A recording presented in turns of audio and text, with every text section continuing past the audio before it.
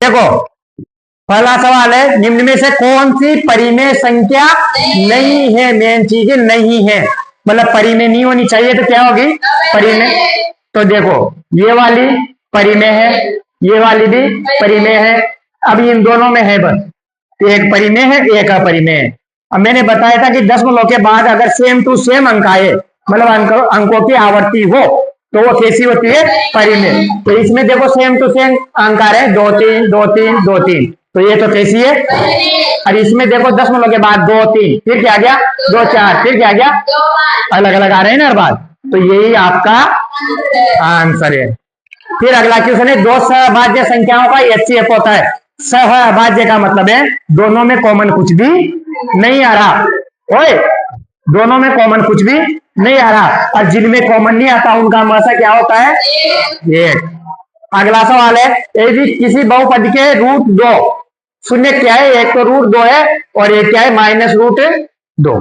अंदर तो माइनस हो ही नहीं सकता ना रूट के अंदर, अगर अंदर माइनस होगा तो क्या होगा? काल्पनिक संख्या हो जाएगी, इसलिए 12। हालांकि इसमें रूट नहीं लगाए तो थोड़ा सा ठीक है। अब देखो ये शून्य थे, अब आपको क्या ज्ञात करना है? बहुपद। थोड़ा सा चेंज किया है इसकी बात, पहले मैं आपको ये दे रहा था कि शून्यकों का योग और गुणनफल दे रहा था, फिर बहुपद पूछ रहा था, और अब की बार मैंने शून्य दिए और आपसे पूछा है शून्य बहुपद। तो देखो क्या होता है आपका बहुपद? एक्स स्क्वायर माइनस शून्यकों का योग एक्स प्लस शून्यकों का गुणन। अब कैसे निकालेंगे? ये तो शून्य के, ये योग थोड़ी है, तो अपन पहले तो क्या निकालेंगे? शून्यकों का योग। योग का मतलब इन दोनों को क्या कर दो? जोड़ दो। पर ये एक प्लस माइनस का है तो घटेगा, तो क्या बचा? 0। अब क्या निकालेंगे? एक गुणन। क्या निकालेंगे? तो गुणन कैसे आएगा? रूट 2 को किससे गुणा कर दो? माइनस के। और रूट 2 को रूट 2 से गुणा किया तो क्या आया? 2। और चिन्ह किसका आएगा? एक प्लस का एक माइनस का है, तो चिन्ह किसका आएगा? तो अपना आंसर क्या आ गया? एक्स स्क्वायर माइनस 0x और माइनस का 2। पर ये 0 से x गुणा होगा तो क्या आएगा? 0 आएगा। तो क्या आ गया? X square minus 2। X square minus 2 संख्या होगी यदि इकाई का अंक क्या है? x और दाएं का क्या है? y। मैंने इससे पहले वाले टेबल में एक सवाल दिया था और आपको इकाई दाएं नहीं दिया था, 2 संख्या मानी थी। तो इकाई दाएं में कैसे मानते हैं? जो इकाई का होता है उसको तो ऐसा का ऐसा लिख देते हैं, और जो दाएं का होता है उसको किससे गुणा करके जोड़ेंगे? 10 से। तो आपका आंसर क्या है? 10y plus x। निम्न में से कौन सी समांतर श्रेणी है? समांतर श्रेणी में क्या होता है? कोई ना कोई संख्या जुड़ती है, जब भी तो समांतर श्रेणी होगी ना, मतलब सार्वंतर समान होना चाहिए। इसमें सार्वंतर देखो, 4 में से 2 गया तो कितना बचा? 2। 8 में से 4 गया तो कितना बचा? क्या सेम टू सेम आ रहा है क्या? तो ये समांतर श्रेणी नहीं है। ये देखो तो 3 में से 1 गया तो कितना बचा? 9 में से 3 गया तो कितना बचा? ये भी समांतर श्रेणी। इसमें देखो तो ए में से 1 गया तो कितना बचा? और ये ठीक है, 3 में से ये तो अलग ही है, 0 थोड़ी बचेगा, तो ये भी समांतर श्रेणी। इसमें देखो 2a में से 1 गया तो कितना बचा? 3a में से 2a गया तो 4a में से 3a गया तो सभी में a बचा, तो ये कैसी है? समांतर श्रेणी। ये पूछी थी उसने कि कौन सी समांतर श्रेणी है। दूसरे पद में से घटाते जाओ, पहले वाला पद अगर सेम टू सेम आ जाए तो समांतर श्रेणी होगी, अगर सेम टू सेम नहीं आया तो समांतर श्रेणी भी नहीं होगी। अगला सवाल है आपका, यदि समांतर श्रेणी का प्रथम पद 2 है, सार्वंतर 3 है, तो यनवा पद क्या होगा? तो देखो पर आपको क्या क्या दे रखा है पहले वो लिख लो। प्रथम पद क्या है? 2। सार्वंतर को किससे लिखते हैं? d से, और d कितना दे रखा है? 3। यनवा पद पूछा है तो बताओ यनवे पद का सूत्र क्या होता है? a plus n minus 1 d। इसमें मान रख दो, a n बराबर क्या होगा? a की जगह कितना रखेंगे? 2 प्लस n माइनस 1 d की जगह कितना रखेंगे? 3। 3 को अंदर गुणा करेंगे, n से गुणा होगा तो 3 क्या आएगा? 3n minus 3। और 3n तो ऐसा कैसा है, पर ये 2 में से 3 घट जाएगा, तो 3 में से 2 गया तो कितना बचा? माइनस का, मतलब आपका आंसर क्या है? n वापस 3n माइनस 1। अगला क्वेश्चन है आपका, सम संख्यक। सम संख्या का मतलब है भुजाओं की संख्या समान है। सम का मतलब समान, संख्या का मतलब संख्या। ये भुजाओं की संख्या कैसी है? समान। जैसे 3 है तो 3, 4 है तो 4। भुजाओं वाले दो बहुभुज समरूप कब होते हैं? मैंने बताया दो बहुभुज समरूप होते हैं यदि उनके संगत कोण बराबर हो और संगत भुजाएं समानुपाती। तो ये दोनों आंसर है। अब दो थोड़ी भरेंगे, तो तीसरा ऑप्शन दे रखा है उसमें ए और बी दोनों, तो अपना आंसर क्या आएगा? सी। -3,0 कहां स्थित होगा? देखो जैसे ही 0 आ जाए, क्या आ जाए? तो चतुर्थांश तो सोचना ही मत। क्या सोचोगे? अक्ष सोचेंगे, क्योंकि माइनस जब भी 0, एक्स का मान 0 है तो कहां होता है? वाई एक्स पर, और y का मान 0 है तो होता है तो कहां होता है? ये एक्स अक्ष पर। तो यहाँ y का मान 0 है, इसलिए कहां होगा? इसमें होगा ना -3,0। अगर पूरा देखा जाए तो एक्स अक्ष पर ऋणात्मक दिशा में कहां होगा? अगर दिशा भी दे देता हुआ आपको तो क्या लिखते हैं आप? एक्स अक्ष की ऋणात्मक दिशा में, क्योंकि माइनस का है ना। अगर प्लस का होता तो प्लस की दिशा में। ऐसे सेम अगर ऐसे होता 0, -3, तो ये कहां होता? वाई एक्स पर। जब भी 0 आ जाए तो याद रखना कि एक्स अक्ष पर y का मान 0 होता है। तो 0 है तो चतुर्थांश नहीं लिखेंगे, क्या लिखेंगे? अक्ष पर होगा। अगला है a के किस मान के लिए tan परिभाषित नहीं है? परिभाषित नहीं है मतलब कैसा है? अपरिभाषित। अपरिभाषित का मतलब इसका मान कितना होना चाहिए? अनंत। अनंत अपरिभाषित होता है ना, अनंत की कोई संख्या नहीं है क्योंकि अनंत। तो बताओ tan में अनंत कब आता है? जब tan थीटा कितना हो? 90। तो ये क्या है? अपरिभाषित। प्रेक्षक की आंख से देखी जा रही वस्तु तक खींचे जाने वाली रेखा को कहते हैं। देखो ये से बनाते थे अपन त्रिभुज, ये प्रेक्षक होता है मतलब देखने वाला। ये कोई वस्तु है, इसको देख रहा है तो इस रेखा को क्या बोलते थे? दृष्टि रेखा। क्या बोलते हैं? तो आपका डी वाला ऑप्शन इसका आंसर है, दृष्टि रेखा। ये नहीं आया होगा। अगला देखो, यदि P से O केंद्र वाले वृत्त पर P है और PB दो स्पर्श रेखाएं हैं, तो देख लो ये एक वो केंद्र वाला वृत्त है, इस पर P है और PB क्या है? दो स्पर्श रेखाएं हैं जो परस्पर 80 डिग्री के कोण पर है। मतलब इन दोनों के बीच कितने डिग्री का कोण है? 80 का। आपसे किसका मान पूछा है? कोण B का। किसका मान पूछा है? इस वाले कोण का। बताओ ये कितना होगा? 90। अरे त्रिज्या और स्पर्श रेखा के बीच में कितने डिग्री का कोण होता है? 90। तो ये पूछा था आपसे, ना कि ये 100 में से घटाना था। 100 नहीं लिखना था इसका आंसर। उसने डायरेक्ट, ये तो जानबूझ के कंफ्यूज करने के लिए है बस 80। तो इसका तो आपको डायरेक्ट पता है कि स्पर्श रेखा और त्रिज्या के बीच में कोण कितने का होता है? 90 का। अगर वो ऐसे पूछा ना AOB, तब आता 100 डिग्री। ऐसा का ऐसा सवाल अभी नीचे दिया है। एक गलती से 2 सवाल टाइप हो गए इस पेपर में सेम टू सेम। ये रहा वो सवाल जो आप बोल रहे हो ना अभी 100। देखो TP और TQ वृत्त की दो स्पर्श रेखा है। TP TQ क्या है? वृत्त की दो स्पर्श रेखा। ये एक वृत्त है, इसकी दो स्पर्श रेखा है TP व TQ। आपको दे रखा है POQ कितना डिग्री का है? 110। तो O तो केंद्र होता है वृत्त का, POQ मतलब ये कितना है? और आपसे पूछा है PTO ये वाला, तो ये कितने दोनों मिलाकर कितने होते हैं? 180। दोनों मिलाकर कितने होते हैं? तो बताओ PPO कितना हो जाएगा? 180 में से ये घटा दो, ये कितना था? 110। तो कितना बचा? 70 डिग्री। 70 मतलब कि बी ऑप्शन आपका आंसर था। अगला देखो, वर्त की जीवा द्वारा प्रत्येक भाग को कहते हैं। देखो ऐसे वर्त होता है, ये इसकी जीवा है, अब बनता है उसको क्या बोलते हो? वृत्तखंड। क्या बोलते हैं? इसको वृत्तखंड ही तो बोलते हैं। अगर ये ऐसा बनता है तो त्रिज्याखंड। अगर वो ऐसे बोलता है वृत्त की दो त्रिज्याओं द्वारा, ये दो त्रिज्या है वृत्त की बीच का क्षेत्र क्या कहलाता है? त्रिज्याखंड। पर अगर जीवा काट रही है तो क्या बनेगा? वृत्तखंड। क्या बनेगा? C option. आइसक्रीम कोन का आकार का संयोजन है। देखो आइसक्रीम का जो कोन होता है वो ऐसा होता है, तो एक तो शंकु होता है। क्या होता है? पर इसमें आइसक्रीम भरते हैं तो ऐसे ऐसे भरते हैं, ऊपर भरते हैं कि भरते ऐसे आती ना आइसक्रीम। तो बताओ ये क्या है? ये क्या बन रहा है? अर्धगोला। तो ये किसका संयोजन होता है? अर्धगोले और शंकु का। वैसे भी अगर आपको मैं नहीं करवाता ये सवाल तो देखो सोचो कैसे करते हैं, अगर नहीं आता तो। कि ये तो पता है कि आइसक्रीम कोन किसके जैसी होती है, तो इसमें शंकु तो ये तो नहीं है आंसर। शंकु नहीं है ना, ये दोनों बचे। अब शंकु के ऊपर या तो गोला या अर्धगोला। पर शंकु के ऊपर गोला रखोगे तो फिर वो तो पूरा ही गोल हो गया। मतलब ऐसे रखोगे पूरा गोल, फिर वो तो गिर ही जाएगा, आइसक्रीम ही गिर जाती फिर वो। तो ऐसे तुक्का भी लगा सकते थे। अगला देखो, 7 सेंटीमीटर वाले गन पर एक अर्धगोला रखा है। एक गन है जिसकी प्रत्येक भुजा कितने की है? 7 सेंटीमीटर। अब इसमें क्या रखना है? पर इसके ऊपर अर्धगोला रखना है। क्या रखना है? तो बताओ इस गोले का व्यास कितना होगा? 7 ही होगा भाई, ज्यादा से ज्यादा इतना ही तो रख सकते हैं ना। तो इसका व्यास कितना होगा 7। अगर इसकी त्रिज्या पूछता तो आप क्या कर देते 7/2। केंद्रीय प्रवृत्ति के तीनों मापों के बीच संबंध होता है, आपने को डायरेक्ट सूत्र 3 गुणा माध्य का बहुलक प्लस 2 गुणा माध्य, इतने सी कोई बात नहीं। अगला देखो आपका संचय बारंबारता सारणी का निर्माण का उपयोग किसमें होता है बताओ। केवल एक ही तो चीज है किसमें बनाते हैं अपन संचय बारंबारता सारणी, माध्यिका में बहुलक में तो बनाते ही नहीं है, बहुलक में तो बहुलक ढूंढते हैं, और माध्य में क्या किसकी सारणी बनाते हैं वर्ग चिन्ह की।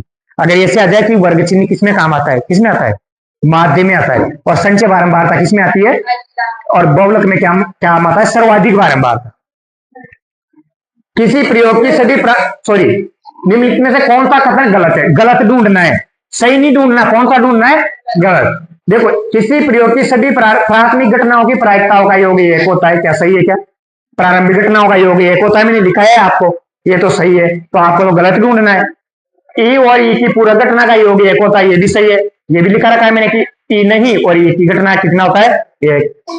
सभी प्रयोगों के परिणाम समप्रायिक नहीं होते, नहीं होते, हो सकता है ऐसा सिक्का बना दे कोई टेढ़ा मेढ़ा, तो हो सकता है वो उसी तरफ ज्यादा गिरेगा, होगा ना, तो ये सब सही बात है।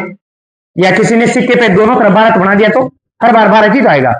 अब मैं तुम्हें सिक्का नहीं दिखाऊं मान लो, और मेरे पास दोनों सिक्का ऐसा है जिसपे दोनों तरफ भारत है, फिर मैं तुमसे बोलूं मैं जीतूंगा जब भारत आएगा, भारत ही आएगा, मैं ही तो जीतूंगा। मैं ताप की गड्डी लाया मैं, और उसने 52 पत्ते तो रखे पर इक्के 4 की जगह 8 रख दी, तो क्या समप्रायिक है क्या, इक्के आने की प्रायिकता अलग हो जाएगी ना, तो ये भी सही बात है। पर ये देखो किसी घटना की प्रायिकता 1 से अधिक या बराबर नहीं हो सकती। हाँ ये 1 से अधिक तो नहीं हो सकती, सही बात है, पर क्या बराबर भी नहीं होती क्या, 1 के बराबर तो होती है ना, इसलिए ये बात गलत थी, बराबर नहीं हो सकती बोल रहा था, 1 के बराबर नहीं हो सकती क्या प्रायिकता का मान, हो सकता है, इसलिए ये था आंसर इसका। अगला क्वेश्चन था आपका रिक्त स्थान की पूर्ति, 6 गुणा 1 मतलब कि एक क्वेश्चन 6 नंबर का है, टोटल क्वेश्चन 6 नंबर के हैं। 2 और 26 एक समांतर श्रेणी है, तो इसके बीच में क्या आएगा, देखो समांतर श्रेणी में यही नहीं, मैंने प्रश्नावली पढ़ाई थी जब भी बताया था कि अगर आसपास के पद दे रखे हैं और बीच का पद पूछा है तो आपको कुछ नहीं करना, दोनों को जोड़ के किसका भाग दे दो 2 का। तो बताओ 28/2 कितना है, 2 1 कम 2 4 2 8, इसके बीच में कितना आएगा 14। यदि एक त्रिभुज में किसी एक भुजा का वर्ग, देखो अगले सवाल में क्या बोला है, एक त्रिभुज में, यदि एक त्रिभुज में किसी एक भुजा का वर्ग, मतलब ये एक त्रिभुज है, इसमें एक भुजा का वर्ग कर दिया आपने, 2 अन्य 2 भुजाओं के वर्गों के योग के बराबर, ये किसमें होता है, ये तो समकोण त्रिभुज में होता है। एक भुजा का वर्ग देखो ऐसे तो होता है, आधार स्क्वायर प्लस लंब स्क्वायर, यही तो होता है कि एक भुजा का वर्ग अन्य 2 भुजाओं के वर्गों के योग के बराबर है, तो पहली भुजा का सम्मुख कोण कौन होता है, सम्मुख कोण, पहली भुजा कौन है, ये है ना, पहले आगे कौन लिख रखे हैं, तो इसके सामने का कोण कौन होता है, समकोण, 90 डिग्री का कोण क्या बोलते हैं उसको, तो इसमें क्या आता समकोण, 2 भुजाओं के वर्गों के योग के बराबर होता है। अगला देखिए sin 2a बराबर है 2 sin a, sin 2a किसके बराबर है 2 sin a को।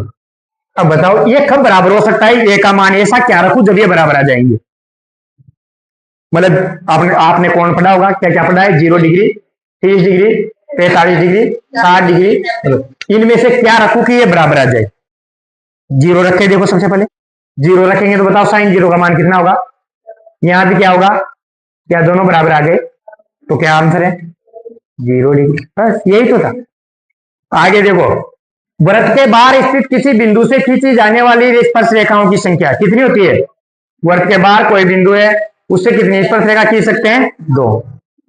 यदि किसी द्विघात समीकरण का विवेक्तर शून्य हो तो उसके मूल कैसे होते हैं, विवेक्तर शून्य मतलब d बराबर क्या है, तो उसके मूल कैसे होंगे, समान तथा वास्तविक होते हैं, कैसे होते हैं, हालांकि ये वास्तविक यही टाइप हो गया मेरा, गलती से वहां टाइप हो गया, देखो ऊपर वाले तथा वास्तविक होते हैं, वो था नहीं, उसका आंसर ही टाइप हो गया वहां। अगला देखो यदि प्रोबेबिलिटी ऑफ ई की प्रायिकता 0.85 है तो ई नहीं की प्रायिकता क्या होगी, 1 में से घटा दो बस, यही तो करते हैं, तो 1 में से कैसे घटेगा, 1 0.85, अरे 100 में से 85 गया तो कितना बचा? तो 0.15, 15 नहीं 1.5। नंबर 3, अति लघु तृतीय प्रश्न, एक एक नंबर के ऊपर 12 प्रश्न होते हैं, 12 गुणा 1 बराबर 12 नंबर। पहला प्रश्न है आपका, का कौन सा पद 78 है? कौन सा पद 78 है? आपने क्या मानेंगे? माना कि एनवा पद क्या है? 78 है। तो पहला पद क्या है यहाँ पर? 3। डी का मान कितना है? दूसरे पद में से क्या घटा दो? पहला पद। तो एनवा पद अपन ने मान लिया 78, तो क्या होता है सूत्र? ए प्लस एन माइनस 1। एन को मान लिया आपने एनवा पद 78। पहला पद क्या है? एन का मान नहीं पता, डी का मान 5। ये 3 इधर आएगा तो बताओ किसका होगा? माइनस का, एन माइनस 1 5। 78 में से 3 गया तो कितना बचा? 75 बचा। कितना बचा? 75। अरे 5 गुणा में है तो इधर आते किसका होगा? अब 5 का भाग 2 इसमें, 5 एकम 5, फिर 2 बचा, 25 हो गया। तो 5 पंजे 25। ये किसका मान है? एन माइनस 1 का। आपको तो एन का मान निकालना है तो एक भी कहां दे दो? इधर। ये एक इधर आएगा तो किसका हो जाएगा? प्लस का। तो एन बराबर क्या आ गया? तो इसका 16वां पद क्या है? 78। HCF 306 657 का कितना है? 9। संख्या तो कौन कौन है? 306 और 657। तो यही तो लिखते हैं अपने, ए गुणा बी बराबर लसा गुणा मस। लसा कितना दे रखा है? मस 9, और लसा का नहीं पता, तो मुझे लसा निकालना है। 9 कहां दे देंगे? इधर भाग में। तो 306 गुणा 657 बटा 9, यही क्या है आपका लसा। 9 का भाग जा रहा है क्या इसमें? 9 का भाग 2, 9 एकम, इसमें 2 तो 9 तिया 27। कितना बचा? 3। तो कितना हो गया? 36। 36 में 9 का भाग कितनी बार गया? 4 बार। तो क्या आ गया आपका लसा? क्या आया? 657 गुणा 34। 657 को किससे गुणा करना है? 34 से। तो आपका आंसर आ जाएगा। मैं करूं गुणा? ये रहा 657 गुणा 34। करो गुणा। 4 को 7 से गुणा किया तो 28 का 8, हासिल का 2, 4 पंजे 20 और 2 22 का 2, हासिल का 6 चौक 24 और 2 26। 3 से गुणा करो 7 को, 7 या 21 का, हासिल का 5 या 15 और 2 17 का 7, हासिल का 6 या 18 और 1। तो कितना आया? 8 3 13 का 3, हासिल का 1, और 9 1 10 और 2 12 का 2, हासिल का 1। 22,338। ये आपका क्या गया? भाज्य गुणनखंड विधि द्वारा 12 15 21 का मसा और लसा दोनों ज्ञात करने हैं। तो जब भी अभाज्य गुणनखंड विधि आ जाए तो पहले तो क्या करेंगे? इनके गुणनखंड कर दो, सबके क्या कर दो? सबके गुणनखंड कर दो। बताओ 12 में किसका भाग जा रहा है? कितनी बार? 6 में किसका भाग जा रहा है? कितनी बार? 3 में किसका भाग जा रहा है? कितनी बार? 15 में किसका भाग जा रहा है? कितनी बार? 5 में किसका भाग जा रहा है? 21 में किसका भाग जा रहा है? कितनी बार? 7 में 7 का भाग। अब आपको निकालना है मस। क्या निकालना है? मस और लस। मस क्या होता है? जो सदी में है वो मस है। तो सदी में क्या 2 है क्या? कहाँ है? नहीं है, तो ये भी मस में नहीं आएगा। क्या सदी में 3 है क्या? हाँ, एक बार एक बार एक बार, तो केवल 3 ही मिला। 5 भी सदी में नहीं है, 7 भी सदी में नहीं है। चलो लस के लिए देखते हैं। 2 सबसे ज्यादा बार कहाँ रहा है? यहाँ रहा है 2 बार, तो 2 तो मिला 2 बार। 3 कितनी बार आ रहा है सबसे ज्यादा? 1 बार ही आ रहा है क्या? चलो 3 हो गया, क्या बच रहा है अब? 5 भी 1 बार और 7 भी। गुणा कर लो, 2 दुआ 4 तिया 12 पंजे, और 7 को 7 से गुणा करना है ना, तो 0 की तो 0 और 7 छंग 42। तो कितना गया? 400। ऐसा द्विघात बहुपद ज्ञात कीजिए जिसके शून्य का योग, और अब की बार दिया है, देखो और मैंने वही सवाल सेम, योग और गुणनफल दिया हुआ है। पता नहीं ये तो 1 नंबर में आना है क्या इस प्रश्नावली में से? आता होगा, पता नहीं, भूल गए। ऐसा द्विघात बहुपद ज्ञात कीजिए, योगफल दिया है। तो क्या होता है द्विघात बहुपद? एक्स स्क्वायर माइनस शून्य को का योग एक्स प्लस शून्य को का गुणन। अब आपको क्या दे रखा है? एक्स स्क्वायर माइनस शून्य को का योग कितना है? 1/4 एक्स, और शून्य को का गुणन कितना है? माइनस का 1/4। फिर मैंने आपको बताया था कि इसमें केवल नीचे जो संख्या आ रही है उसको हटा दो। उसको हटाने के लिए क्या करेंगे? 4 से गुणा। तो बताओ इसको 4 से गुणा करेंगे तो क्या आएगा, 4x माइनस x-1। भाई 4 से 4 कट गया, यहाँ भी 4 से 4 कट गया, तो यहाँ तो आएगा ही नहीं ना, ठीक है ना। अगला देखिए, बताइए निम्नलिखित समांतर समपातीय प्रतिच्छेद दिए कौन से हैं। तो क्या निकालेंगे अपन, तो a1 बटा a2 b1 बटा b2 c1 बटा, तो देखो a1 बटा a2 निकालो पहले। a1 का मान कितना है 5, a2 का मान, भाग नहीं जा रहा किसी का भी, मत दो। b1 बटा b2 देखो अब माइनस का 4 और 6 भाग जा रहा है इसमें, तो 2 का भाग 2 बार, 2 का भाग ये माइनस का 2 बटा 3 आया। फिर c1 बटा c2 निकालो, दो 8 बटा माइनस का, इसमें भी भाग जा रहा है क्या, नहीं जा रहा, ये तो तीनों ही बराबर नहीं आए। मतलब क्या आया आपके पास, a1 बटा a2 नॉट इक्वल b1 बटा नॉट इक्वल c1 बटा, बताओ इस स्थिति में क्या होता है, क्योंकि अपने को इससे मतलब नहीं है, ये बराबर नहीं आए तो कैसा है, प्रतिच्छेदी। पहले दो बराबर नहीं आते तो क्या आ जाता है, अपना आंसर यही आ गया था वैसे देखा जाए तो। बिंदुओं के बीच की दूरी ज्ञात कीजिए, क्या ज्ञात करना है, इनके बीच की दूरी।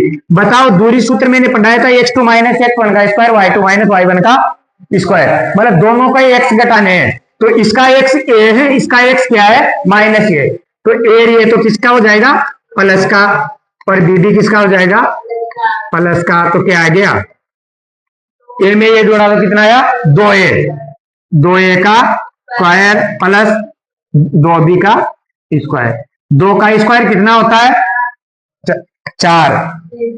चलो दोनों में 2 का स्क्वायर है ना, तो बाहर ले लो 2, सीधा ही बाहर आ जाएगा ना, क्योंकि स्क्वायर है 2 का, तो 2 तो बाहर गया, क्या बचा ये स्क्वायर प्लस ए स्क्वायर। अगले 4 सवाल देखिए, यदि किसी खंबे की छाया और उसकी ऊंचाई बराबर है, ये एक खंबा है, इसकी ऊंचाई इसकी छाया कैसी है, मतलब ये भी अच्छे, तो ये भी क्या है, तो उन्नयन कोण ज्ञात करना है, क्या ज्ञात करना है उन्नयन कोण, यही तो है थीटा, तो बताओ क्या लगाएंगे, टेन थीटा बराबर एच बटा एच से एच कट गया कितना गया, बताओ थीटा में टेन में एक कब होता है जब थीटा क्या हो 43 डिग्री।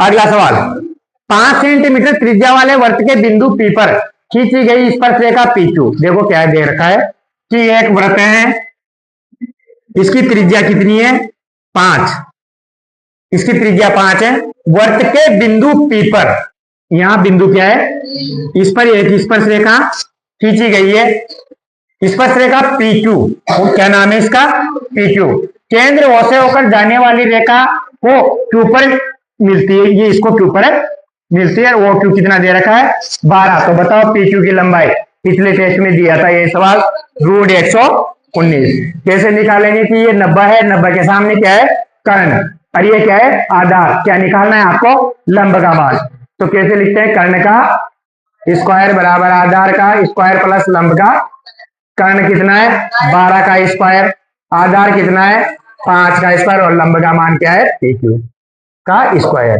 12 का स्क्वायर कितना होगा 144, और 5 का स्क्वायर 25, तो बताओ PQ का स्क्वायर कितना आएगा 144 में से 125 गया तो 100, और मुझे ये स्क्वायर हटाएंगे तो इधर क्या लग जाएगा अंडर रूट। 4 सेंटीमीटर त्रिज्या है, 30 डिग्री का कोण है, त्रिज्याखंड का क्या निकालना है क्षेत्रफल, त्रिज्याखंड के क्षेत्रफल का सूत्र क्या होता है पाई आर स्क्वायर 360 गुणा थीटा, मान रखो इसमें पाई की जगह कितना रखेंगे 7 गुणा 360 गुणा आर स्क्वायर, मतलब आर का मान कितना है 4 गुणा 4, और थीटा का मान कितना है 30, 0 से 0, 3 से कितनी बार कटेगा 3 एकम 3, 3 2 6, 4 से देखो 4 एकम 4 किया, बताओ ऊपर क्या बचा 22 गुणा 4, और नीचे क्या बचा 7 गुणा 22 को 4 से गुणा करेंगे तो कितना आएगा 81, और 7 को 3 से गुणा करेंगे तो 30, ये सेंटीमीटर है, तो क्षेत्रफल किस में आएगा सेंटीमीटर का स्क्वायर, ये जरूर याद रखा करो स्क्वायर सेंटीमीटर का। अगला सवाल, आर त्रिज्या तथा कोण ए डिग्री वाले त्रिज्याखंड की चाप की लंबाई, क्या पूछिए आपसे, तो चाप की लंबाई क्या होती है 2 पाई आर बटा 360 गुणा, पर इसमें मान रखो देखो 2 त्रिज्या तो आ रही है ना, त्रिज्या कितनी है आर ही, अगर कुछ और देता तो त्रिज्या की जगह कुछ और लिख देते। और थीटा का मान कितना है ये, तो ये आपका आंसर।